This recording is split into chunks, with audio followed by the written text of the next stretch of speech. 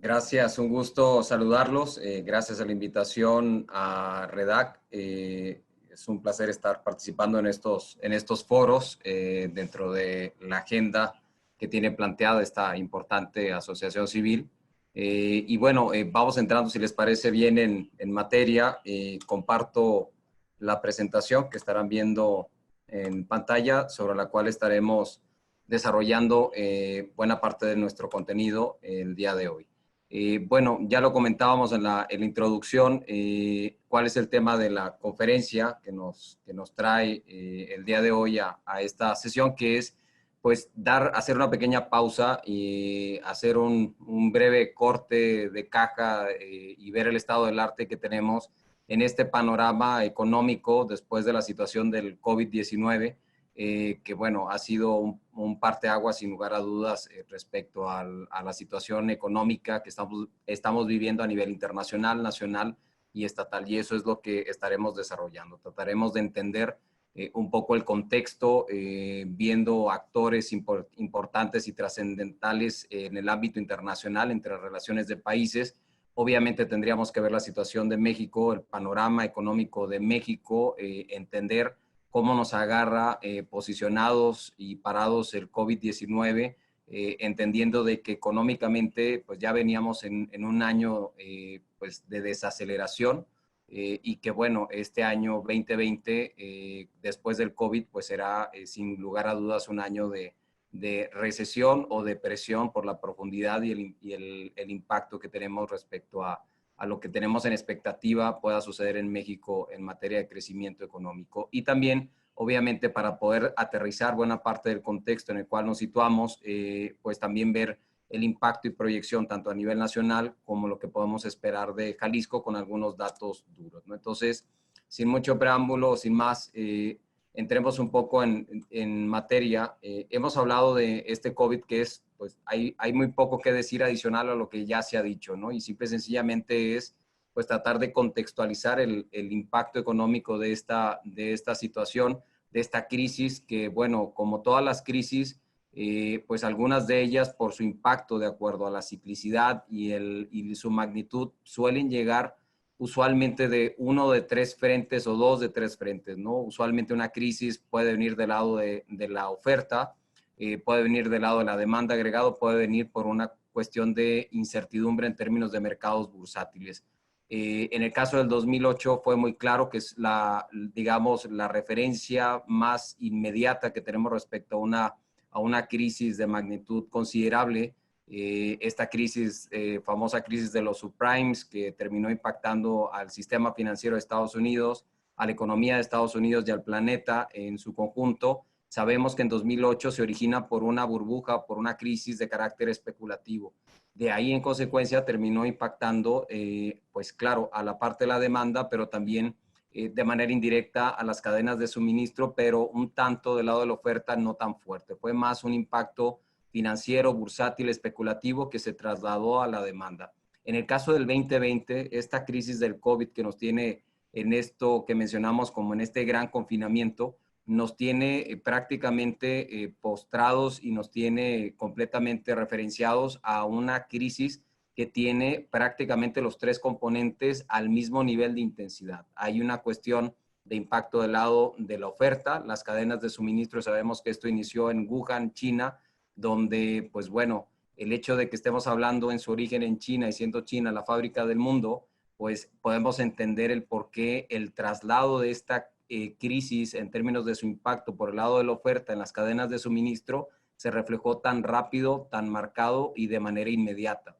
De ahí no solamente viene esto, sino también que precisamente las medidas de contención sanitaria de la pandemia pues nos hacen que en este aislamiento pues cualquier interacción entre agentes económicos y mercados pues se vea restringido y eventualmente esto nos lleve y nos provoque un impacto completamente del lado de la demanda al mismo tiempo del de la oferta y claro, su consecuente también nivel de incertidumbre hacia y los mercados financieros. Entonces, pues bueno, es una crisis, podríamos decir, no sabemos si es la más grande de la historia reciente, los últimos 100 años. El secretario de Hacienda de nuestro país la califica en ese rango.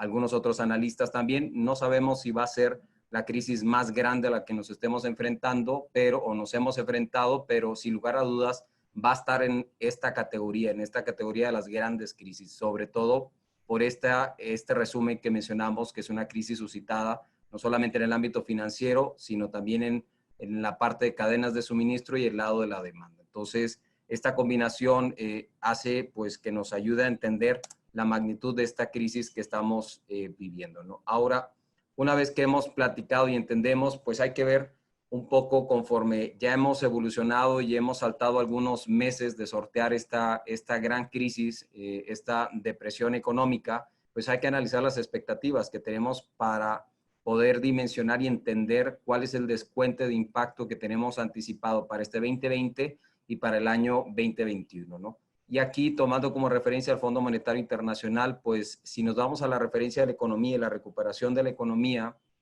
a nivel global, pues podemos entender, si lo vemos de este lado, por qué eventualmente estamos hablando de recuperaciones en un sentido V, ¿no? De tratar de tocar fondo y tener y buscar una recuperación para el 2021. Ahora, esto en la generalidad de todos los países del orbe, ¿no? Pero si vemos casos específicos, importantes y relevantes para nosotros, como por ejemplo China, que tendríamos que ver, y arrancamos con China porque es el origen de esta situación respecto al tema de la pandemia, pues China para el 2020, según el Fondo Monetario Internacional, tiene anticipado tener solamente un crecimiento de un 1%. Es una economía que en las últimas décadas ha crecido en promedio arriba de 2 dígitos, en los últimos años ha crecido a un ritmo menor, pero ese ritmo menor es un ritmo del 6-7% anual. Y bueno, crecer para una economía como China al ritmo que traía solamente un 1% nos ayuda a entender esta referencia. También China, en su expectativa de recuperación para el siguiente año, trae un crecimiento de un 8.2%, lo cual pues nos ayuda a entender que esta desaceleración, pues eventualmente China pretende superarla al ser el origen, también muchas de las soluciones y reencauce de muchas de las cadenas de suministro e impulso del lado de la demanda por el peso que tiene China ya en el mercado global, pues nos ayuda a entender que pues su recuperación en expectativa, y lo marca así el Fondo Monetario, pues sería muy alta y rápida, ¿no? En el caso de Estados Unidos, hay un crecimiento, una caída de un 8% según el Fondo Monetario en expectativa, lo cual implica una caída superior incluso a lo que Estados Unidos cayó en la crisis del 2008, y que para una economía, la principal economía en tamaño en el planeta, esa cifra pues es una cifra realmente alarmante, ¿no? Y con una expectativa de recuperación de un 4.5% para el 2021. Y bueno, así de manera rápida, para no irnos uno a uno, ver los casos de Alemania, ver el caso de Francia, ver el caso de Italia, de España y de Inglaterra, donde pues si algo tendríamos que tener en común denominador es que muchas de las caídas no van a ser menores este año, ¿sí? De repente nosotros estamos pensando o no alcanzamos a dimensionar pues el tamaño del impacto, y bueno, el Fondo Monetario dentro de la objetividad que podría darnos como un organismo internacional, pues nos ayuda a entender que el impacto no es menor, es un impacto grave, fuerte, que ya le da la categoría de esta crisis de una depresión económica, pero también pues nos dice como después de toda gran caída, pues la recuperación pues de alguna forma está en un consenso para este tipo de potencias mundiales y países importantes a los cuales México tiene una relación en mayor o menor medida, pues importante, una recuperación favorable para un 2021, ¿no? Favorable, que no compensa la caída, digamos, que se presenta y espera para este 2020, ¿no? Entonces también dimensionar que después de salir de esta crisis, como lo vamos a ver, y los medios que se van a tener que echar mano y recurrir para salir de esta crisis, nos va a ayudar a entender, o espero poder conectar con la audiencia, el poder entender que la recuperación no es de un año, de 2 o 3. Vendremos después de salir y establecer ciertas condiciones para minorar lo más posible el impacto en el 2020, tener recuperaciones que tomen años y que eventualmente nos forcen a ciertos niveles de austeridad en términos de los manejos de la política económica de las diferentes naciones del planeta, ¿no? ¿Por qué? Porque para salir de esta crisis vamos a tener que tomar decisiones muy no timoratas, muy claras, muy decididas, incluso con cierto nivel de riesgo, como es la parte de recurrir a endeudamiento y recurrir a la creación de liquidez a través de los bancos centrales, que van muy de las manos ambas medidas, y esto eventualmente va a provocar que obviamente las finanzas públicas y las balanzas que tenemos establecidas en términos de recursos gubernamental se tengan que, pues, de alguna forma ajustar en años posteriores. Entonces,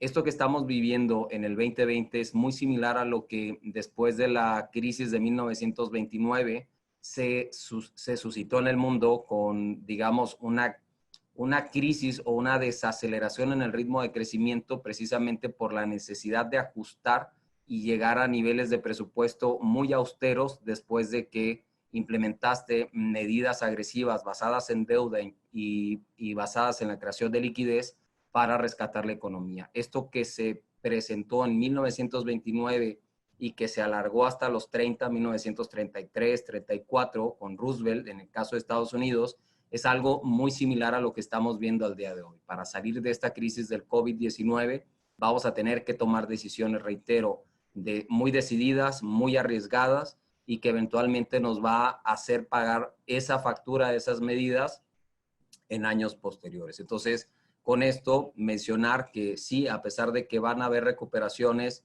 para el caso de crecimiento del 2021 importantes o relevantes después de tocar un fondo bastante marcado, pues es también dimensionar que no podríamos esperar para el caso del 2021, 2022, 2023, pues recuperaciones o ritmos de crecimiento demasiado altos. ¿Por qué? Porque los gobiernos de los países de estas potencias y otras economías en vías de desarrollo tendrán entonces ciertas manos atadas para poder impulsar esta recuperación. ¿Cómo proyecta la situación para México? Bueno, el Fondo Monetario, para nosotros en nuestro caso, pues entra en el consenso de muchos analistas al día de hoy que dicen que, bueno, el impacto de la economía en México por esta crisis será de 2 dígitos, arriba del 10%, y bueno, una recuperación que pareciera pues un 3.3, pues un tanto timorato, un tanto no tan decisivo y no tan claro como el de otras economías con las cuales México tiene relación. Entonces, esto nos da un poco como panorama respecto a este punto. Hablar de Estados Unidos, pues es muy importante, ¿no? Porque si estamos hablando del entorno internacional, pues tendríamos que hablar de la economía con más influencia en ámbito comercial y financiero. Esta es la historia por reflejar algunos indicadores que nos ayudan a dimensionar el impacto del COVID-19, pues sobre todo esto, ¿no? Que son los niveles de solicitudes de desempleo cada semana, que en muchos de los casos se habían mantenido a ritmos normales de 200,000 solicitudes a la semana.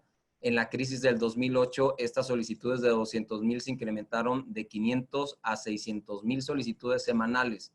Justo con la situación del COVID-19 y esta crisis de este año que estamos viviendo, llegamos a tener niveles de solicitud que superaron casi o llegaron casi a los 8 millones de solicitudes semanales de desempleo. Hay que recordar que en Estados Unidos hay una parte de seguridad social que le da la cobertura a los norteamericanos que se encuentran sin trabajo. Y bueno, estas solicitudes, digamos, de desempleo, pues marcan una referencia del impacto económico que trae consigo. Y aquí podemos entender también el impacto no solamente de oferta. Cuando yo mencionaba el impacto de la demanda, pues resulta muy obvio, ¿no? En la parte de contrataciones, desempleo, no liquidez para poder activar en vía consumo varios mercados e industrias, pues este indicador nos puede ser de mucha utilidad y nos es de mucha utilidad para reforzar este argumento. Ahora, acumulaciones de las crisis de estas solicitudes semanales de desempleo. Bueno, para el caso de la última semana de marzo, la primera de mayo, se llegaron a acumular en Estados Unidos poco más de 33 millones de solicitudes de desempleo. Para un país que supera los 300 millones de habitantes, pues nos marca una referencia. Si este plazo lo ampliamos de marzo al último corte disponible, que sería la tercera semana de agosto, pues la acumulación de solicitudes de desempleo ronda los 55 millones de desempleo, ¿no? Entonces, o solicitudes de desempleo, que eso nos marca una referencia. Decíamos, esta crisis es una crisis de impacto también en los mercados financieros, en los mercados bursátiles. Esto es un dato en términos de corte de tiempo donde pudimos ver entre el cierre del año 2019, inicios del 2020, pues el impacto brutal e impresionante en los principales indicadores bursátiles, ¿no? Veíamos caídas del Dow Jones por encima del 35%, Standard & Poor's 500 de menos 32%, y Nasdaq, estas empresas de alta tecnología, de menos 29%. ¿Qué es lo que tenemos al día de hoy? Al último corte disponible, por dar una referencia, bueno, tenemos ciertas recuperaciones, un Dow Jones todavía en un ritmo de crecimiento bastante mesurado, un Standard & Poor's a un ritmo de crecimiento mayor y, bueno, Nasdaq con un crecimiento bastante interesante, sobre todo en ese resguardo y ante esa incertidumbre que se están dando en los mercados financieros, bursátiles y especulativos. Uno de los pocos instrumentos y, digamos, medios de inversión que han visto un crecimiento importante son justo las empresas de alta tecnología reflejadas en este indicador, que es el Nasdaq. ¿Qué tipo de empresas? Y van a entender un poquito el por qué la afirmación están reflejadas en el Nasdaq. Pues estamos hablando de Amazon, estamos hablando de Facebook, estamos hablando de empresas de este corte o de este tipo que eventualmente a sus decisiones y a su forma de operar y de proceder. Entonces, justo mencionamos un poco esto, ¿no? O sea, eso fue China en el 2008. ¿Cómo está China a esta crisis? ¿Cómo llega China, a diferencia del 2008, para la crisis en la cual nos estamos enfrentando y la nueva reorganización del plano económico global?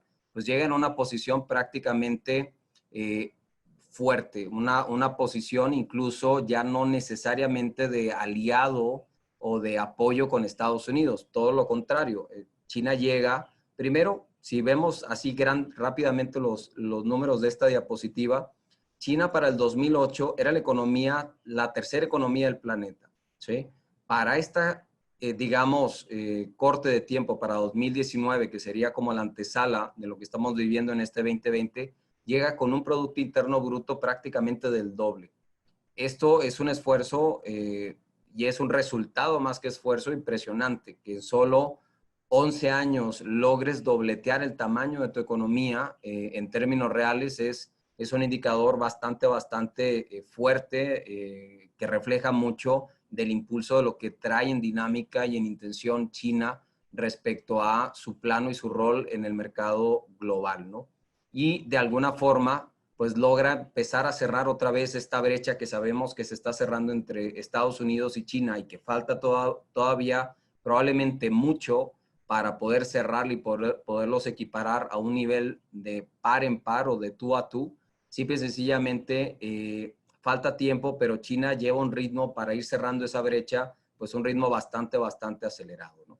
Entonces, si vemos este crecimiento que ya de sí parece bastante escandaloso en el buen sentido de la palabra por el ritmo de crecimiento del tamaño de su economía, si esto lo comparamos con 8 años atrás, donde China era la quinta economía del planeta con poco más de 2.232 billones de dólares, y si lo comparamos todavía más con un poco el arranque de su modelo o su nuevo modelo económico, que podríamos decir es una especie de mercantilismo, una especie de economía socialista de libre mercado, que es cuando arranca su modelo en el 78 con Deng Xiaoping, pues podemos ver el salto cuántico que está teniendo China en el rol global, ¿no? De pasar de una economía de 340 billones de dólares en 1980 en el lugar número 15 a ser la segunda economía en tamaño del planeta, pues eso nos marca un poco del modelo exitoso de China y el rol que China pretende en términos de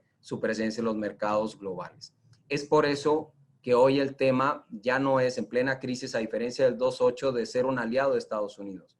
Hoy está enfrascado por una guerra iniciada por Estados Unidos, pero hay que también tratar de entender por qué el origen y lo cauto o la desconfianza o podríamos decir el interés de Estados Unidos de iniciar esta guerra comercial con China.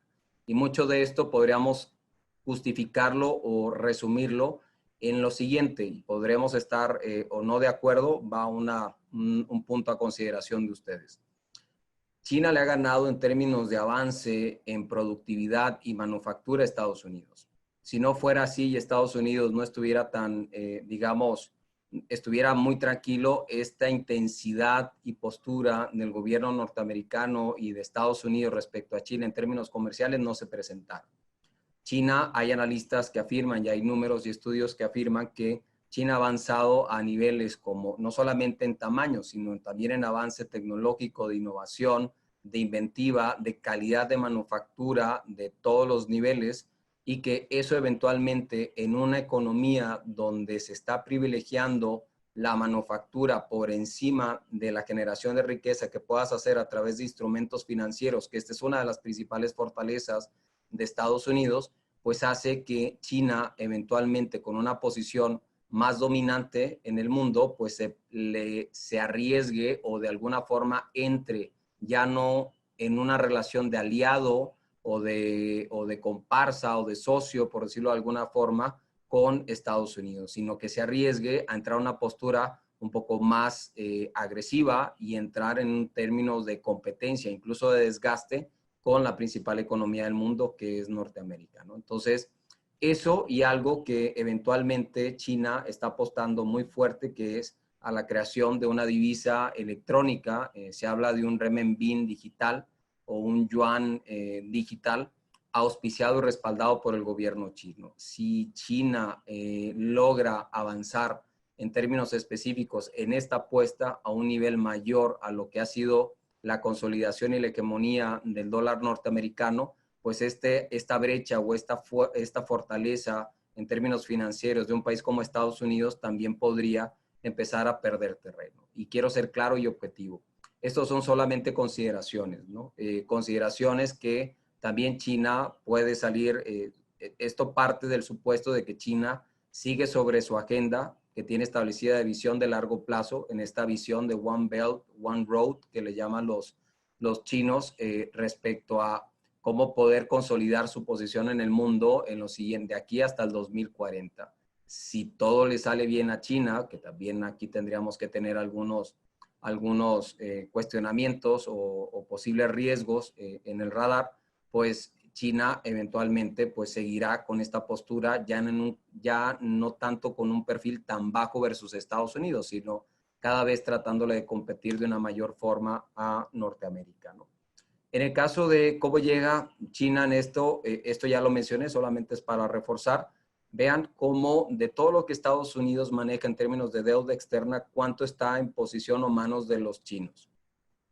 Del año 2000, de solamente poseer 5.9% de, digamos, de los títulos de valor o de la deuda externa de Estados Unidos, los chinos pasaron de ese 5.9 a ser poseedores casi de uno de cada $4 que debía Estados Unidos fuera de Estados Unidos, un 25%, tenerlo en posesión y en control o del lado de ellos. Aquí puedes entender por qué Estados Unidos, ante su necesidad de recibir liquidez de fuera, pues ve a China como un aliado después de la crisis del 2008 y bueno, después trata, claro, de ir revirtiendo un poco este tema en términos proporcionales, pero en términos absolutos, la deuda que tiene Estados Unidos con China sigue incrementando, ¿no? Y bueno, eso le da también a China algunos elementos para hacer, reitero, manejar una postura un poco más agresiva de competencia versus los norteamericanos, ¿no? Entonces, esto es importante. ¿Por qué? Porque en tiempos de crisis,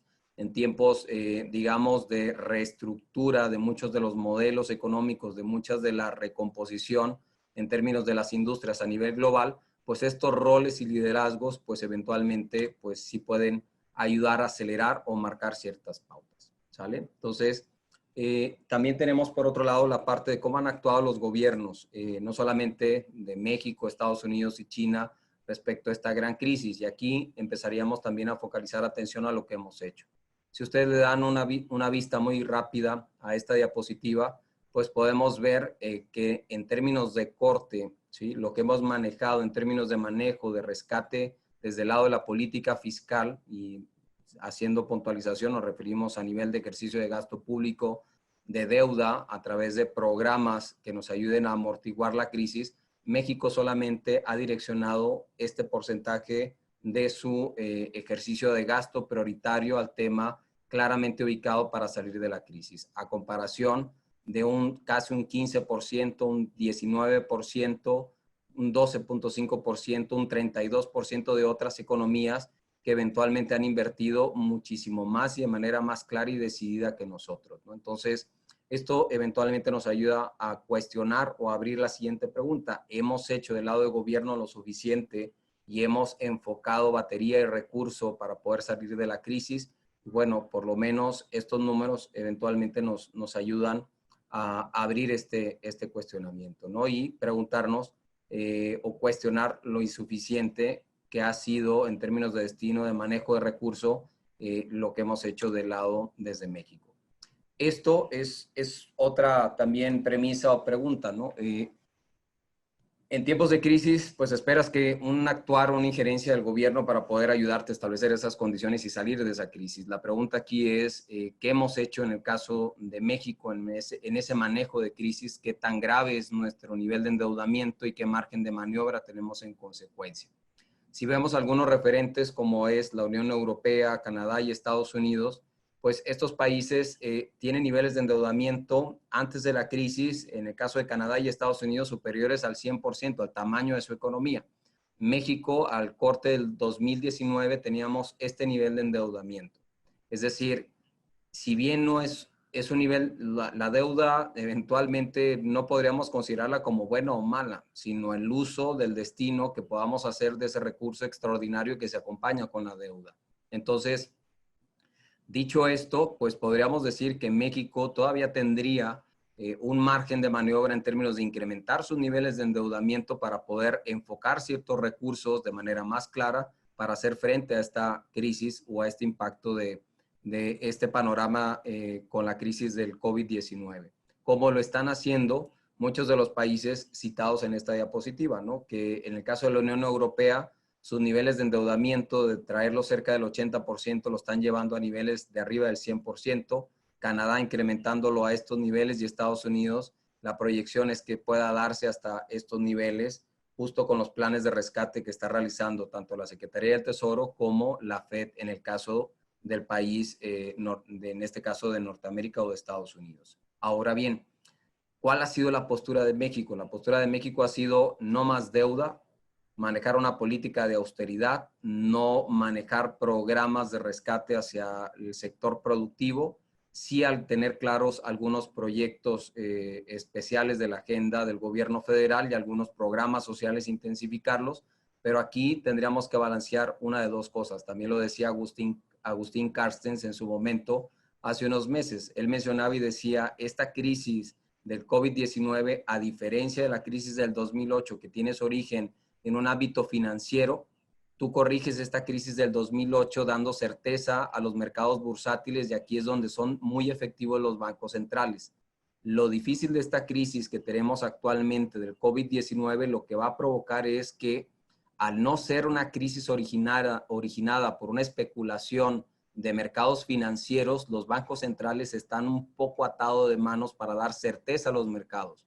Al ser una crisis que viene de impacto del lado de oferta y de demanda, eventualmente lo que se requiere para poder salir de esta crisis son apoyos hacia unidades productivas y hacia el sector productivo, y no necesariamente de rescate a bancos o de rescates o de inyección y creación de liquidez en ciertos mercados financieros para dar una estabilidad. A diferencia del 2008, el rescate tiene que ver o tiene que ir más enfocado en términos de Agustín Carstens hacia unidades productivas. Y es una de las cosas que en México no hemos estado haciendo en los últimos, en lo que es este año.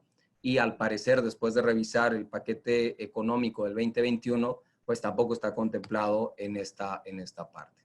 ¿Cómo han reaccionado los bancos centrales de estos países que tienen ahí en pantalla? Justo con una política que los norteamericanos les llaman el quantitative easing o esta política monetaria expansiva muy agresiva que consiste en creación de liquidez, impresión de dinero, bajar reservas fraccionales con los intermediarios financieros o adquisición de títulos de valor a través de operaciones de mercado abierto ejecutadas por los bancos centrales. Si vemos esto, pues el Banco Central de México tiene palomita y estrella en todos estos elementos. Aquí muy comparado con la reacción que ha tenido el Banco de la Reserva Federal de Estados Unidos, el Banco Central de Inglaterra y algunos países también, como tenemos en esta parte de referencia. México lo ha hecho bien del lado de la política monetaria, pero aquí lo que tendríamos que poner en contexto es que México, su Banco Central no tiene la influencia para establecer condiciones económicas tan fuertes como lo tiene la autoridad hacendaria. Y entonces, si bien el Banco Central puede ir haciendo algo bueno o tratando de implementar las mejores prácticas en términos de una situación como la que nos enfrentamos, inyectando y creando liquidez y tratando de ir bajando tasas de interés como lo ha ido realizando, pues eso genera un abono, avanza, pero no es suficiente, ¿no?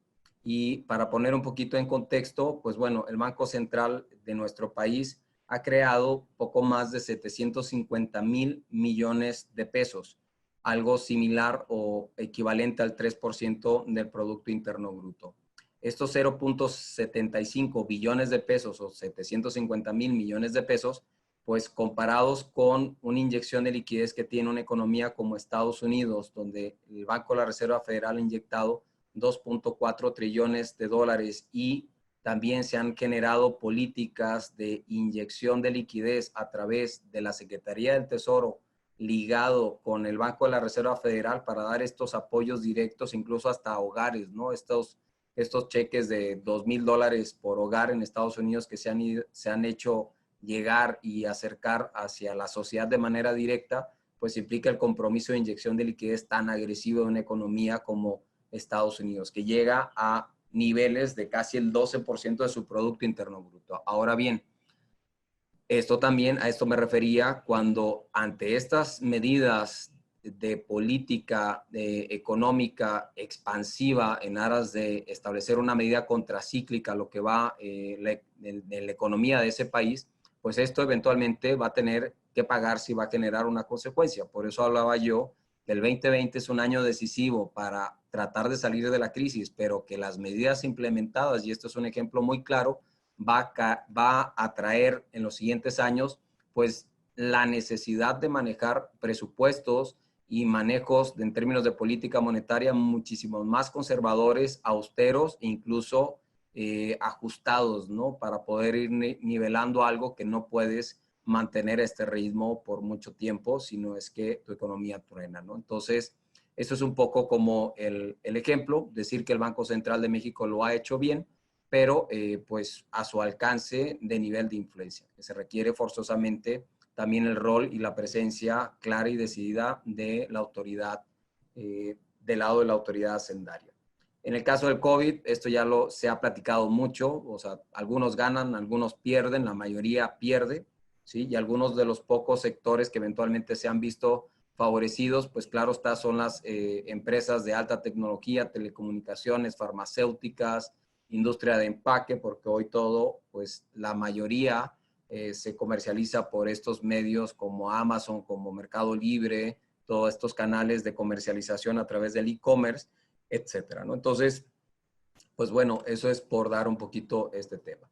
Ahora, toda esta crisis en la cual estamos hablando dentro de los mercados globales propias del COVID nos lleva a un tema que para nosotros en México es importante y sensible, ¿no? Porque es una de las principales apuestas a las cuales estamos, digamos, anclando mucho de la estrategia en esta administración para poder sacar a la economía adelante, que es el sector de la industria petrolera, ¿no? Entonces, una historia, si lo ven en esa diapositiva, en ese timeline que les estoy mostrando, pues es una historia muy resumida, ¿no? Que el petróleo eventualmente ha tenido ciertos eventos en los cuales, pues ya de sí había una presión dentro del precio del barril en mercados globales que hacía que eventualmente no se tuviera una cotización del barril a un nivel al que México necesita para mantener un ritmo de recaudación y generación de recursos importantes. Todos sabemos de los jaloneos que se dan en la OPEP, este desacuerdo que hay entre Arabia Saudita, por ahí del mes de marzo, y Rusia, que no llegan a un acuerdo en términos de un consenso en cuanto a niveles de producción y un cierto nivel de precio del barril de petróleo, donde pues esa negociación termina y lleva a Arabia Saudita a decir, pues vamos a incrementar producción, vamos a bajar todavía los precios a nivel de mercados globales, y bueno, todo eso provocó que pues eventualmente el precio del barril de petróleo se fuera ajustando hacia la baja, y bueno, ya el tema del COVID descontado entre marzo y abril, pues nos llevó a estos niveles de cotizaciones de precio del barril de petróleo e incluso con números negativos, ¿no? Menos $37 el barril, pues era pues ya un tema pues completamente inaudito y no antes visto, ¿no? Y eso pues también para una economía como la nuestra, que en términos de política fiscal depende muchísimo de esta industria, y no solamente dependemos, sino que es una de las apuestas y pilares claramente definidos por la actual administración, pues es un mal contexto y es un mal timing. Hoy, al día de hoy, al corte del 16 de septiembre de este año, el precio del barril de petróleo se ha ido regularizando a $40 del barril. Aquí lo interesante no es tanto la cotización, sino quiénes te están comprando petróleo, que en un escenario de mercados globales desacelerados habrá muy pocos compradores, y teniendo Estados Unidos como un actor importantísimo, ya no en el consumo de petróleo, sino en la oferta y producción del mismo, pues hace que nuestra expectativa de venta de barriles de petróleo para tener el recurso necesario en materia fiscal se vea ajustada, ¿sale? Entonces, esto es un contexto importante. Esto hasta ahí referente al panorama internacional, ¿sale? ¿Qué es lo que sucede con el panorama nacional? Bueno, pues empecemos un poco antes de llegar al COVID-19 y lo que esperamos y su impacto, que también entraremos un poquito en la parte de proyecciones, es irnos rápidamente a dar pequeños flashazos para decir cómo estábamos antes de la crisis, ¿no? Que pues ya de sí no veníamos bien económicamente. Si nosotros vemos esta parte, estos gráficos en materia de generación de empleo, nosotros veníamos de años de generación de empleos, pues récord. Hay quien diga, bueno, es que la cifra del IMSS está alterada porque se dio el dato de formalización en muchos de estos registros que antes no estaban, y de regularización. Y estaré de acuerdo con el argumento de quienes piensen eso, pero el detalle es que después y descontado estos elementos para el 2018, tenemos una ya, digamos, descontado o ya aislado ese factor que se dio desde el 2013 hasta el 2017, y que del 2018 al 2019, en el primer año de gestión de nuestro presidente, pues solamente generamos 342,000 empleos. Es decir, en 2019 no fue un año exultante e importante para México. Todos sabemos que en 2019 el Producto Interno Bruto decreció en un menos 0.01%, prácticamente creció, tuvo un crecimiento nulo. Y aquí lo importante es que en 2019 tuvimos un crecimiento nulo, pero aquí el contexto para poder dimensionar el tema es que Estados Unidos estaba creciendo arriba del 2.5% en ese año. Cuando Estados Unidos crece, usualmente México suele, por su relación integración económica, crecer a un ritmo similar o mayor. Es decir, con un nivel de crecimiento de nuestro socio comercial en ese año 2019, 2.5%, nosotros tendríamos que estar creciendo tranquilamente al 4%, o ese 4% que nuestro presidente mencionaba, ¿no? Y que en 2019 no se presentó, y no solamente no se presentó, sino que se da un nivel de contracción de la actividad económica en términos de crecimiento económico, ¿no? Entonces, pues bueno, eso es la realidad del 2019. ¿Qué es lo que sucede en 2020? Pues bueno, después del primer bimestre, pues el impacto impresionante de lo que es la pandemia. Todo lo que es marzo, abril, donde se pierden poco más de 555,000 empleos. Mayo con una pérdida de 344,000. Junio con pérdida, y julio.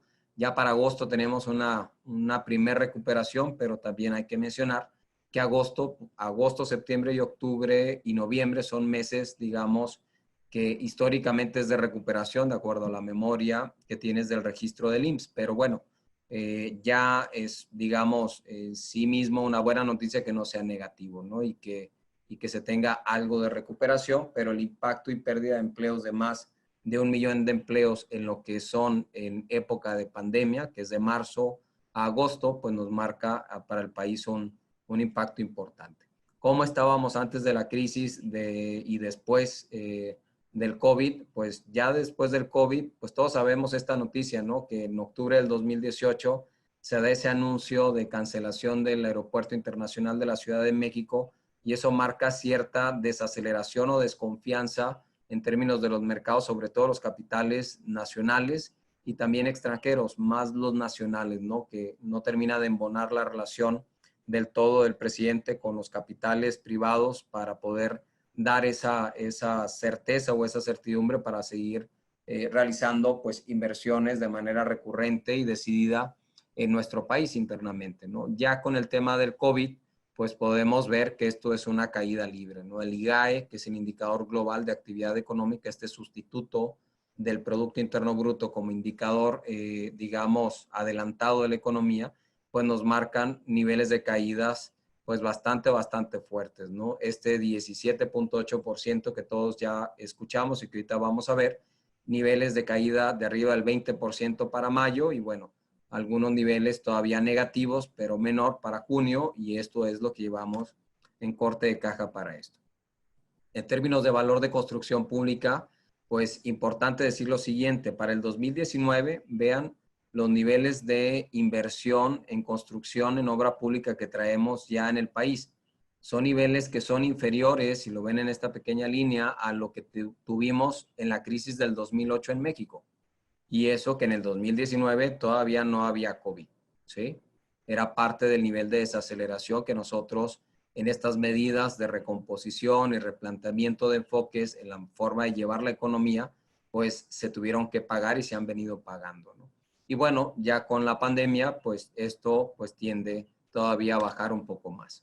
¿Qué pasa con inversión fija bruta? Que este es un indicador muy importante, sobre todo de capitales nacionales, inversión y reinversión, nacionales y extranjeros, sobre todo en términos de capacidades productivas, pues vemos cierto comportamiento cíclico con estas cuestiones de alzas y bajas, pero con una tendencia claramente marcada hacia la baja en 2019, ¿sí? Y obviamente en el 2020 con el impacto de la pandemia ya reflejado. Pemex, que es una de nuestras principales apuestas. ¿Cómo nos va con Pemex? Bueno, durante los 2 primeros trimestres del 2020 en Pemex hemos tenido pérdidas en el primer trimestre de arriba de 533,000 millones de pesos, en el segundo trimestre de 238,000 millones de pesos. Si nosotros sumamos estas dos cantidades, los 533 y los 238, por mucho supera a la pérdida que tuvo Pemex ya en el primer año de esta administración federal, que fue una pérdida de 346,000 millones de pesos. ¿Cuánto presupuesto tiene inyectado Pemex de manera regular en los últimos años? Esta cifra. Entonces, de alguna forma, aquí podemos entender un poquito el cuestionamiento y la argumentación de algunos analistas que preguntan y cuestionan si no le estamos invirtiendo dinero bueno al malo. ¿Sí? Es decir, si esto es un barril sin fondo que pues nos va a dar algún fruto importante en los siguientes años, ¿no? Que bueno, es parte de lo que se ha ido debatiendo, pero por lo menos en términos, digamos, financieros, contables, Pemex, simple y sencillamente en términos de rendimiento no ha sido pues de alguna forma dado el resultado que se esperaba, ¿no? O que se espera con una apuesta tan importante y tan clara que tiene el gobierno federal para usarlo como punta de lanza para impulsar la economía de México. ¿Qué es lo que pasa en términos de patrimonio de Pemex? Vean, después del año 2009, 2010, 11, Pemex ha ido perdiendo de manera sistemática y creciente su patrimonio en términos de base. Si nosotros fuéramos un inversionista privado y quisiéramos hacer un takeover con una empresa privada propia de nuestro sector o nuestra industria, pues lo primero que buscaríamos sería ver justo su dimensión en términos contables en cuanto a patrimonio y en cuanto a rendimientos. Y la pregunta hacia nosotros tendría que ser, ¿ustedes comprarían una empresa con estos números? Y bueno, pues aquí creo que tendríamos que tener una aproximación de acuerdo a la opinión y el análisis personal de cada quien. ¿Sale? ¿Qué es lo que tenemos respecto a los ingresos? Porque mucho hemos hablado de esta bolsa, los colchoncitos que tenemos con las reservas internacionales administradas con el Banco Central, pero también, digamos, algunas bolsas o fondos a las que puede echar mano la autoridad hacendaria, como es esto que les muestro en pantalla, que es el Fondo de Estabilización de los Ingresos Petroleros, los cuales desde su creación en 2014 pues han ido incrementando, nos ha ayudado a manejar y sortear ciertas incertidumbres en cuanto a cotizaciones del precio del barril, o incluso echar mano en términos de algunos años donde la recaudación en materia tributaria no ha sido suficiente y necesitamos utilizar este colchoncito, como diría nuestro secretario de Hacienda, pues ese colchoncito pues está reflejado en este Fondo de Estabilización de Ingresos Petroleros, ¿no? Los cuales para el 2019, si se fijan, después de llegar a estos niveles de 279,000 millones de pesos, pues en 2019 le pegamos un buen, digamos, recorte, o más que recorte, un buen golpe de uso de ese recurso. Es decir, utilizamos un buen tramo, ¿sí?, de este recurso que les estoy poniendo en pantalla, poco más de 150,000 millones de pesos, en un año donde, pues bueno, incluso el gobierno con ese margen de maniobra y ese recurso, pues destinó mucho de los programas que tiene como prioritarios y obras que tiene como prioritarias. Entonces, importante mencionar que este fondo, que eventualmente pues, nos ha ayudado, reitero, a evitar volatilidad en los precios internacionales de petróleo o a utilizar o subsanar algunos de los gastos enfocados en los programas que considera el gobierno federal como prioritarios, pues este año, para el 2020, como dice nuestro secretario de Hacienda, Arturo Herrera, pues nos dice, pues literal con esta expresión, ¿no? Que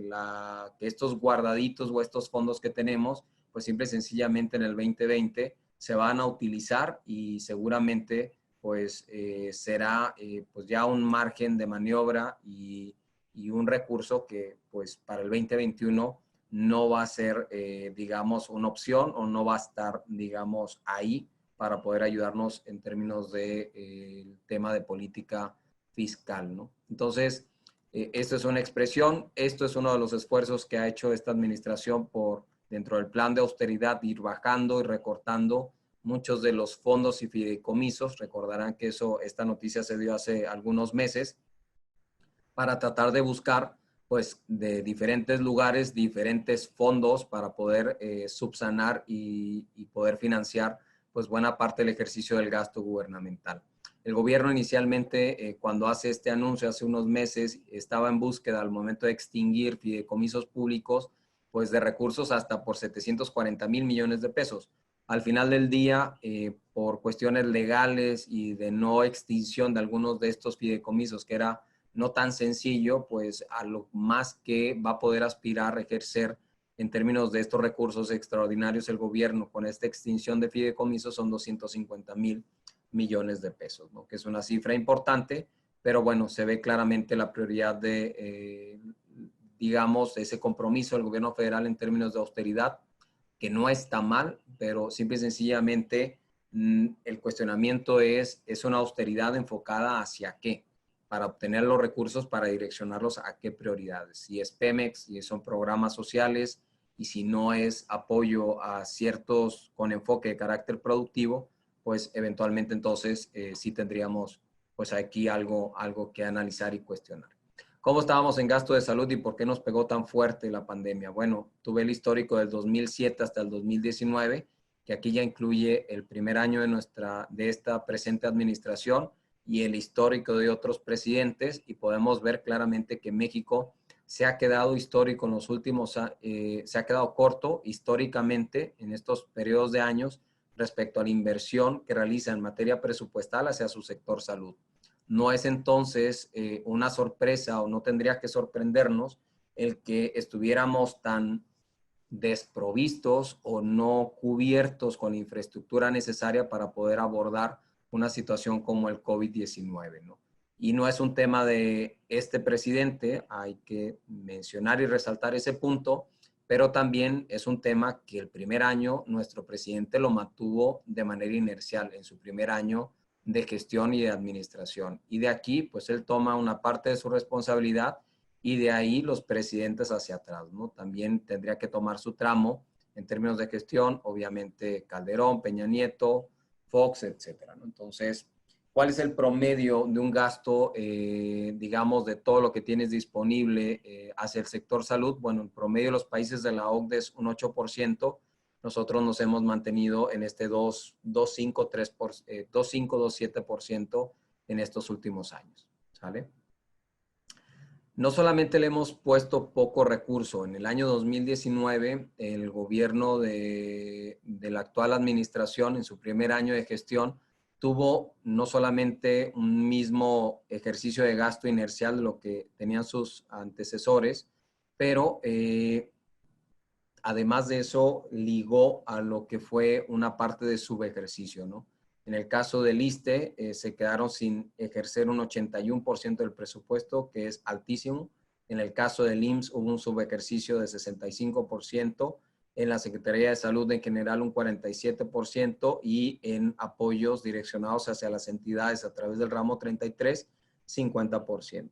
Entonces, relacionado a proyectos ligados al sector salud. Entonces, no solamente podemos entender pues que la parte de la pandemia nos agarra un tanto mal parados con un comportamiento inercial, pero además en un primer año de gobierno, donde además de un ejercicio inercial de gasto, nos agarra con un nivel de subejercicio importante, ¿no? Entonces, pues bueno, estos son datos que podemos ir analizando y corroborando. Partiendo de esto, pues vayamos un poquito a qué poder esperar, si les parece bien, respecto a esta situación de impacto del COVID-19 en cuanto a proyecciones. Y otra vez, aquí lo que me gustaría dejar en récord son posturas personales, no son posturas ni oficiales, ni análisis de la universidad o del gobierno del estado, nada por el estilo. Veámoslo, todos estos números que estamos analizando desde una perspectiva de su servidor a nivel personal, ¿no? Entonces, para tomar estas proyecciones no de una forma de carácter oficial, sino a título personal.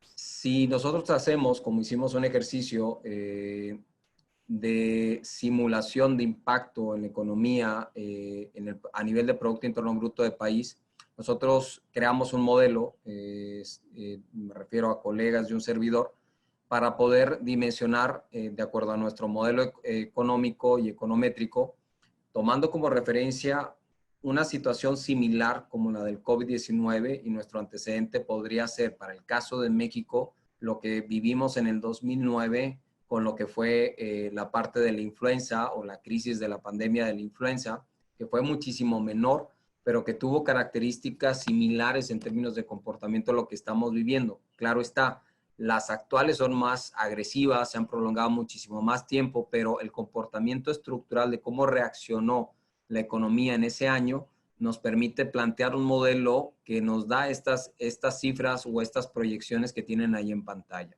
Siguiendo el comportamiento de lo que vivió México con la crisis del 2009, 2008, 2009, por crisis del 2008 de carácter internacional y global, y la crisis del 2009 con el tema de la influenza, la H1N1, pues con eso, tratando de emular ese comportamiento, lo trasladamos en términos de qué podríamos esperar en este 2020. Y los resultados lo tienen ahí en pantalla.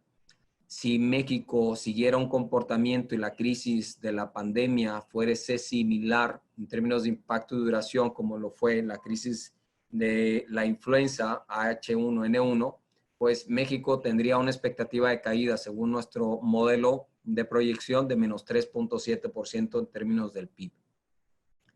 Y aquí empezamos a jugar con un factor.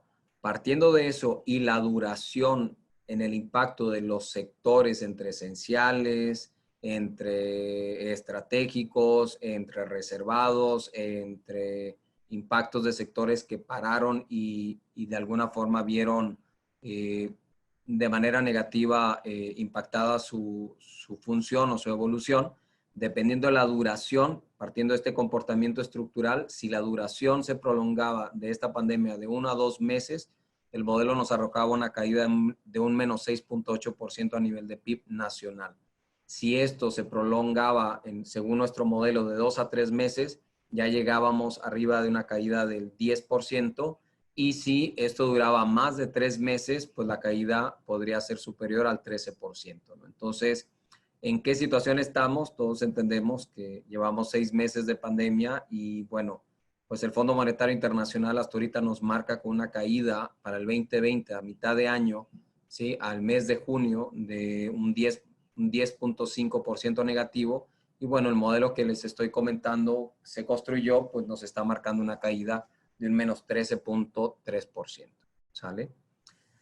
Esto sería, a golpe de vista, algunos de los sectores más impactados, ¿no? Si ya estamos en esta situación, muchos de los sectores o los sectores con mayores caídas en términos absolutos y proporcionales son estos que tienen en esta pequeña matriz, donde estamos pues tratando de reflejar pues cuáles podrían ser desde un punto de vista sectorial las industrias más impactadas por esta situación y este contexto económico.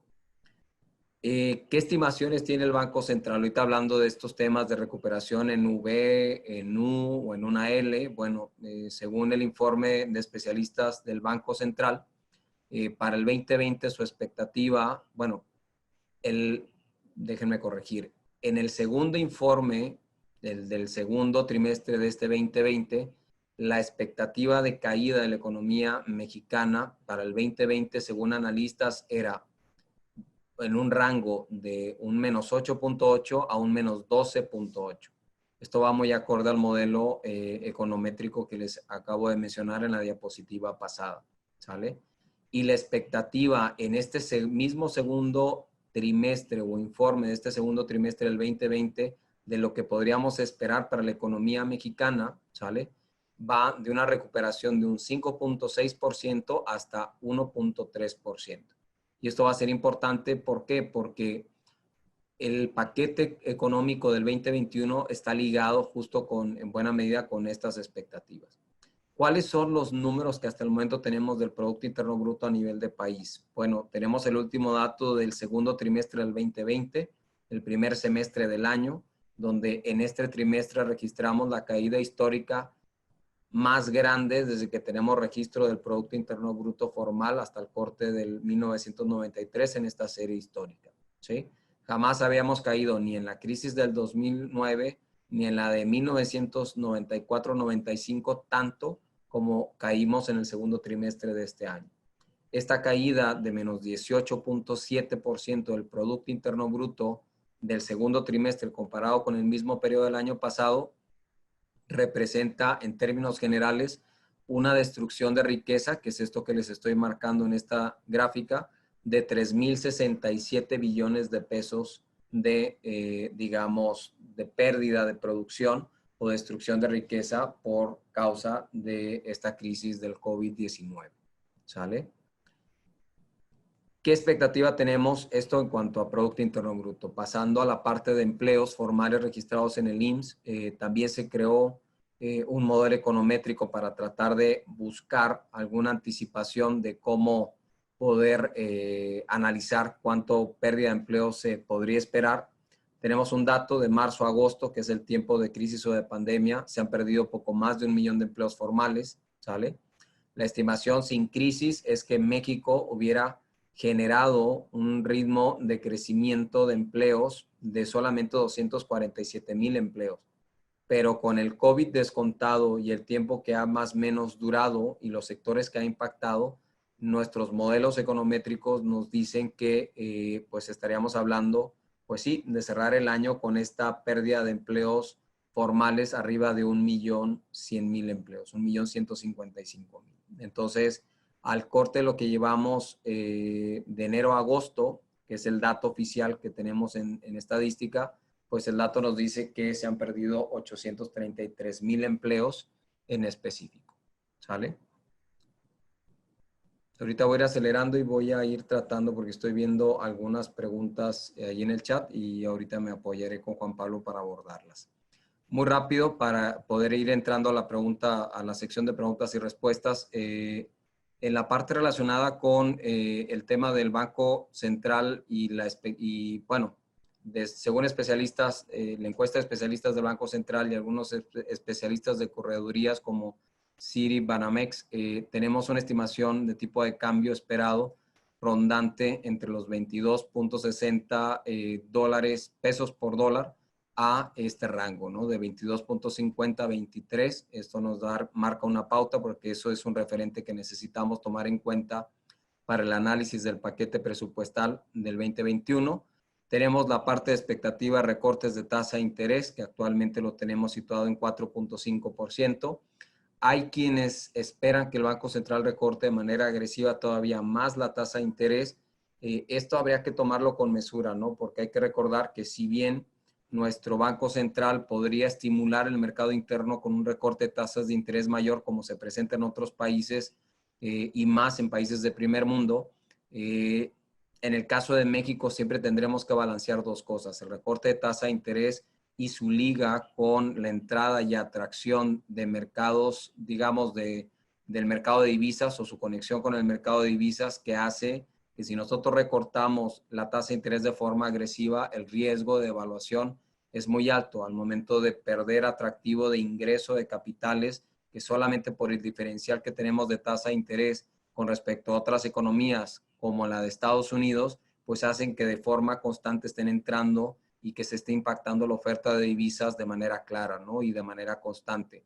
Si ese atractivo lo quitamos y esa entrada de divisas no se da, pues estamos un tanto sujetos al vaivén de la especulación y de salidas de capitales que podría pues impactar de manera considerable a la paridad cambiaria. Entonces, eso ha hecho que el Banco Central tampoco sea poco probable que el recorte de tasa de interés vaya a llevarse a niveles mucho más agresivos de lo que ya se ha dado, ¿no? Sin embargo, existe la expectativa de un recorte adicional, por eso lo que ustedes tienen en pantalla, según los especialistas, hay un consenso que el Banco Central podría recortar un poco más la tasa de interés en 25 puntos base para llevarla de 4.5 a 4.25%.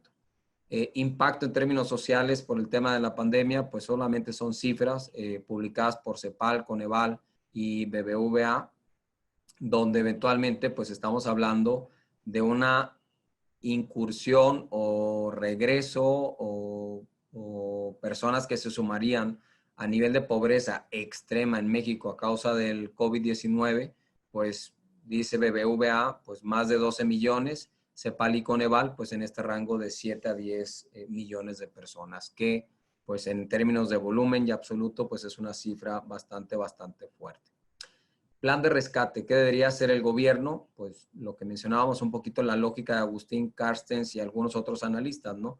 Proteger el ingreso de las familias, conservar puestos de trabajo y evitar cierres de micros, pequeñas y medianas empresas, también las grandes, ¿no? Pero entendemos la lógica de las grandes, se mueven más en un plano global.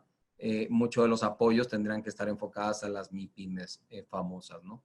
¿Qué se ha hecho en el parte del gobierno? Pues no necesariamente esto que estamos comentando se ocupa y se requiere, sino que se ha mantenido más una política de austeridad fiscal en tiempos donde la austeridad fiscal no abona en nada al ciclo económico de caída en la que estamos, ¿sale?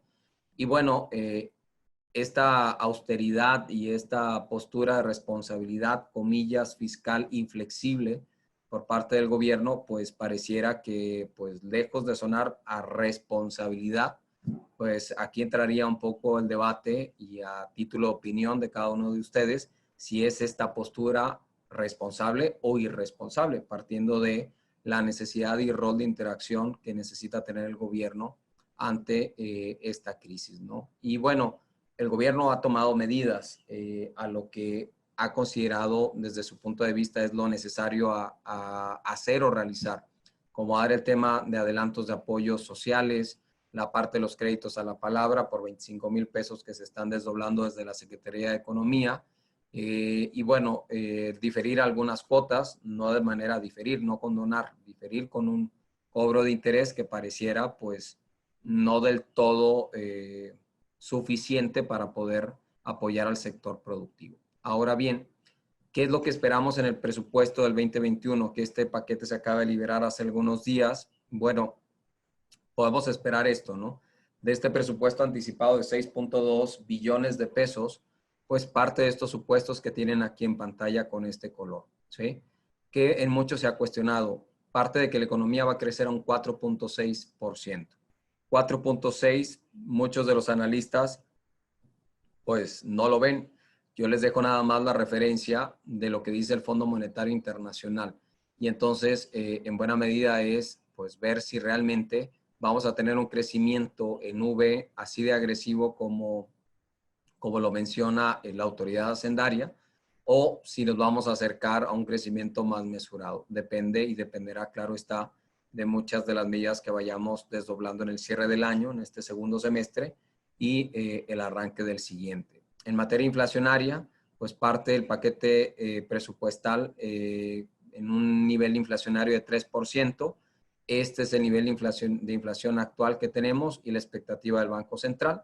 En términos de paridad cambiaria, supone un tipo de cambio cercano a 22 pesos por dólar, un poco lo que tenemos actualmente y la expectativa del Banco Central, que podríamos decir estaría más o menos empatado, con una tasa de interés también un tanto congruente a lo que hemos visto con el Banco Central y con un incremento en la producción de barriles de petróleo de 1.857 miles de barriles o 1.8 millones de barriles diarios, ¿no? En este caso, nosotros tenemos en esta parte, pues, la cifra actual de 1.6 millones de barriles diarios. Y bueno, aquí sería interesante, pues, la apuesta que tiene el gobierno, incrementar niveles de producción y de posible venta en mercados globales. Con una cotización de barril de petróleo de $42 el barril, cuando actualmente los niveles a este corte están oscilando y rondando los $40.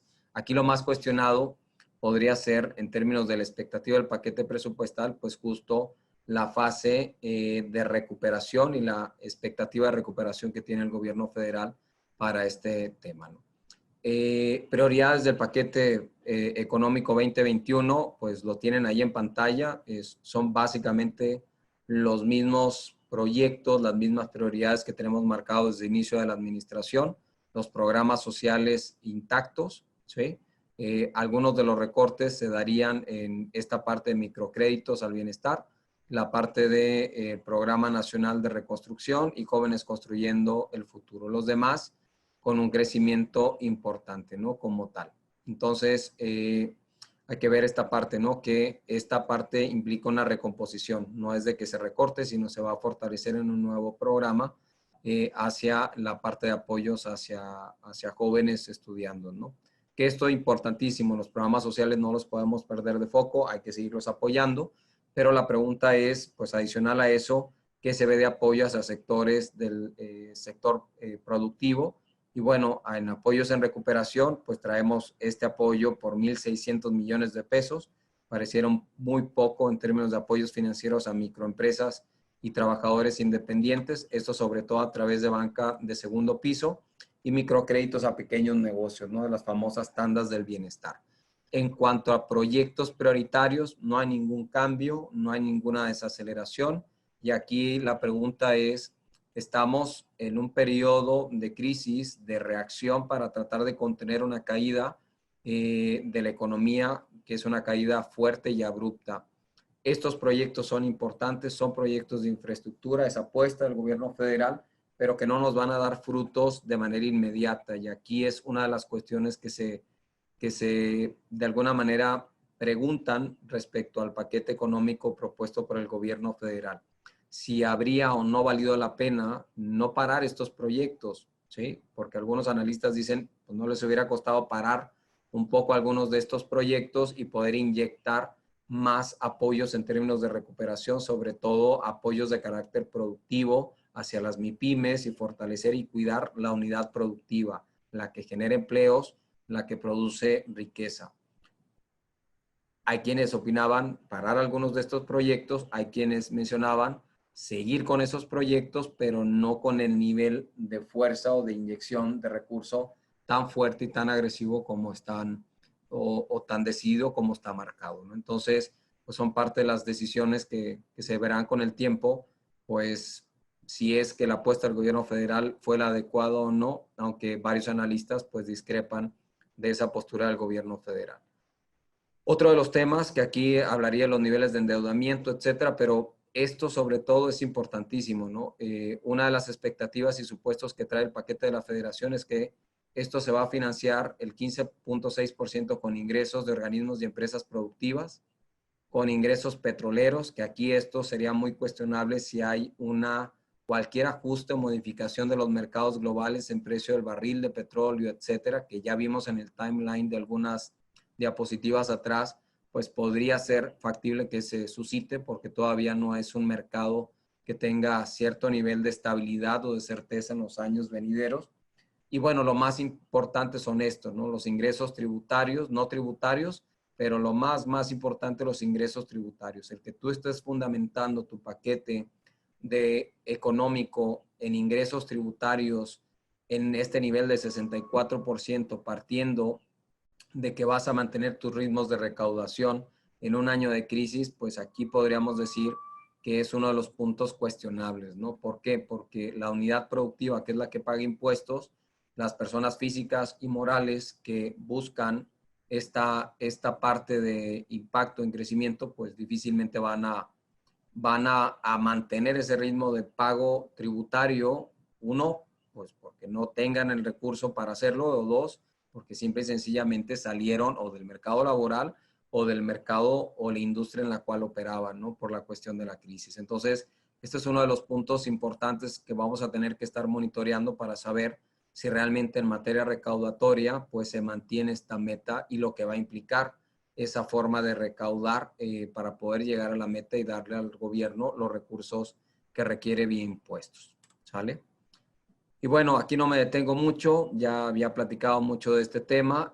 Algunos analistas de INCO, y lo cito, menciona que el presupuesto presentado por el gobierno federal no es un presupuesto contracíclico, no se ve claridad que sea un presupuesto pensado para salir de la crisis. Y bueno, también se mencionan que muchos de estos enfoques del recurso, la importancia del enfoque hacia el tema de salud pública y la atención de la crisis, pues será importantísimo para poder ir sorteando el cierre de este año y lo que esperamos para el 2021.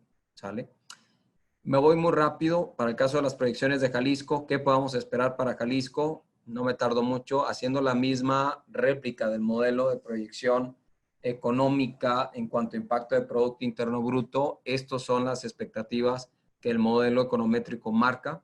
Hay quien pueda decir, no, pues sí está duro y Jalisco no es México en términos de referencia a una lógica económica, pero hay que recordar que Jalisco está en el contexto nacional e internacional, ¿no? Y que también no podemos aislarnos en una burbuja. Y bueno, esto lo que tienen ahí en pantalla son los impactos, reitero, en un ejercicio no oficial de proyección que el modelo a simple estadística emulando comportamientos de la crisis del 28, 29 y con la duración del impacto de la pandemia nos resulta, ¿no?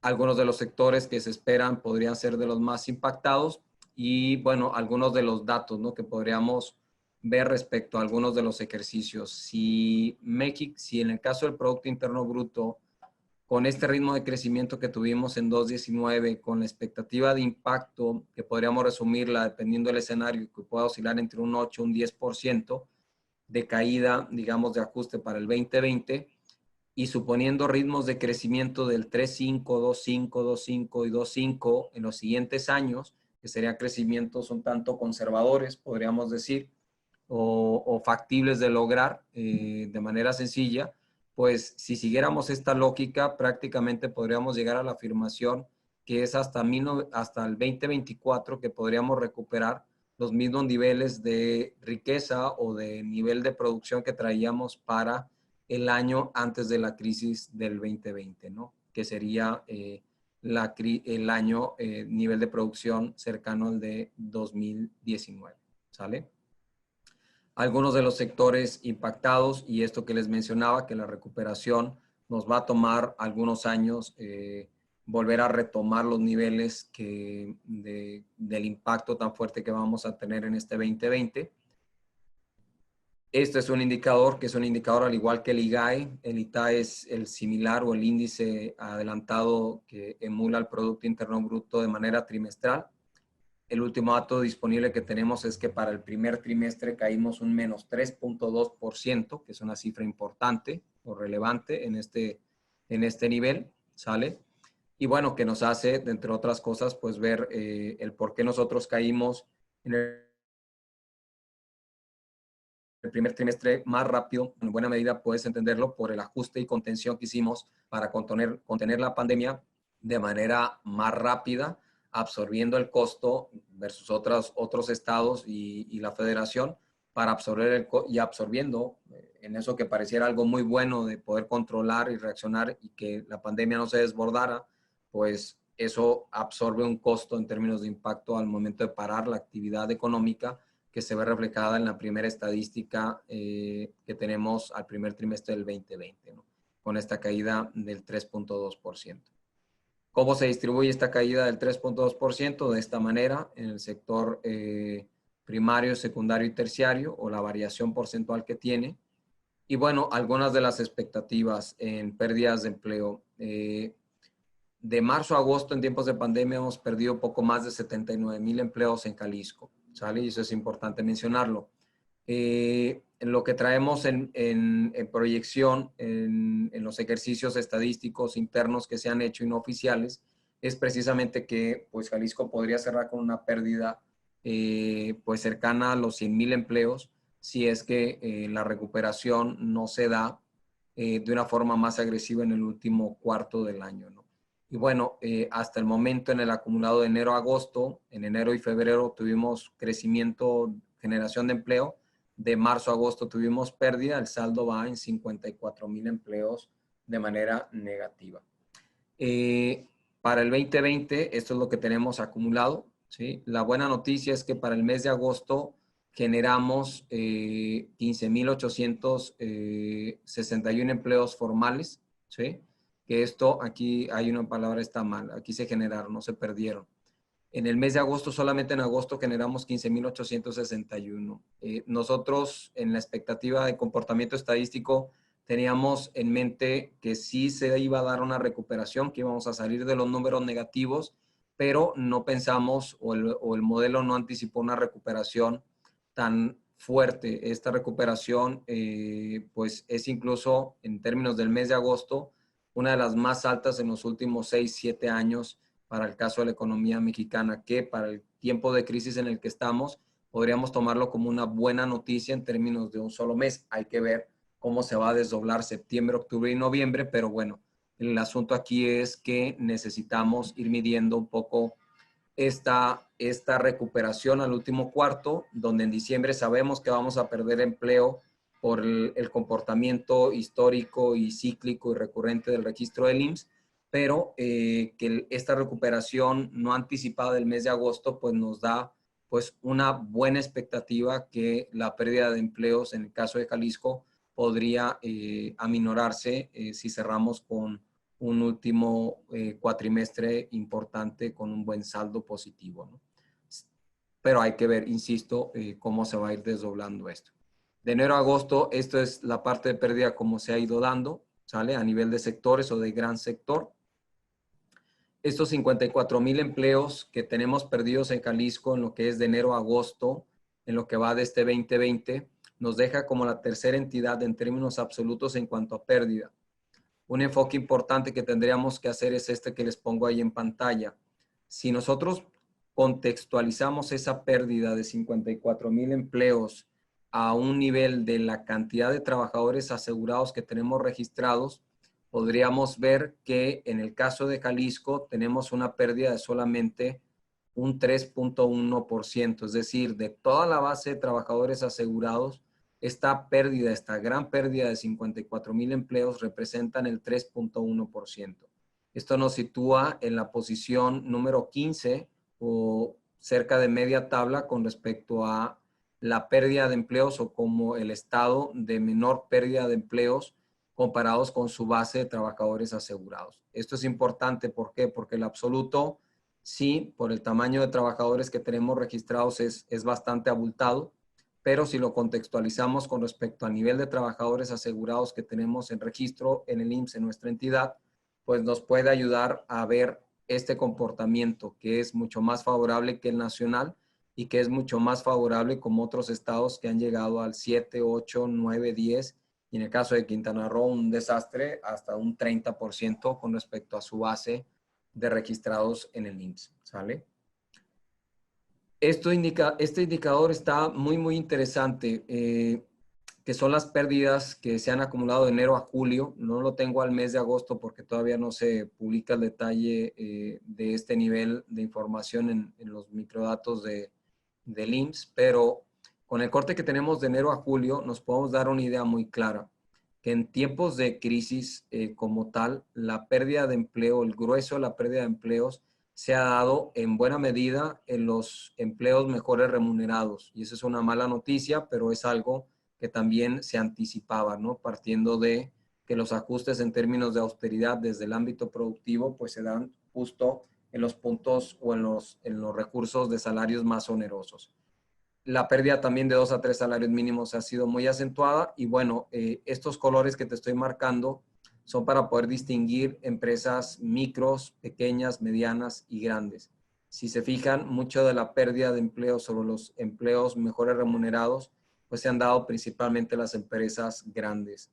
Las empresas medianas y grandes, digo, las empresas medianas, pues de alguna manera sobre este rango salarial de 1 a 2 salarios mínimos, que es un nivel bajo, pues ha crecido y es probable que en muchos de estos pérdidas de empleo se haya migrado en términos de un ajuste por negociación por los trabajadores a este rango de salarios. Y bueno, eso es algo que en términos de vista nos ayuda a entender no solamente la generación o pérdida de empleo en tiempos de impacto en la economía de Jalisco por esta situación, sino también contextualizarlo por rangos salariales y tamaño de empresa, pues nos da un enfoque muy enriquecedor, sobre todo cuando defines y estableces una recuperación o una estrategia de política económica para ir avanzando, ¿sale? En el caso de los empleos que hemos ido generando en la parte de tiempos de pandemia, de marzo a agosto, esta ha sido la pérdida de 79,000, casi 80,000 empleos. De marzo a agosto, reitero, tercer lugar a nivel nacional en términos absolutos, lugar 16 si lo contextualizamos con la base de trabajadores asegurados que tenemos, que es de un menos 4.5% de pérdida, comparado, reitero, con otros estados, solamente para ver los dos enfoques. Y bueno, las estimaciones que tenemos en nuestro modelo de pérdida de referencia en cuanto a Producto Interno Bruto, ¿no? Que sería, dentro de otras cosas, pues pérdidas cercanas a los 100,000 empleos en este año para una entidad como la de Jalisco. Reitero, hay que ir viendo cómo cerramos el último cuatrimestre, partiendo de que, pues bueno, el dato del mes de agosto fue un buen dato que nos podría ayudar a entender que si la recuperación se da, pues esta cifra de pérdida que podría sonar muy escandalosa, porque lo es en términos grandes, pues que pudiera ser menor.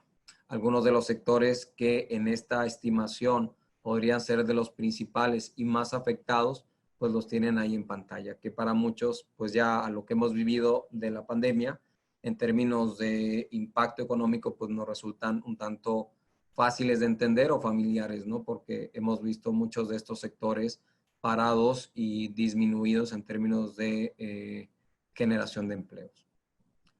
En términos de inversión extranjera directa, el primer semestre tuvimos una muy buena captación, tuvimos 1,542 millones de dólares. ¿Por qué digo que es una muy buena captación? Porque representa casi lo que captamos en todo el año completo en 2019.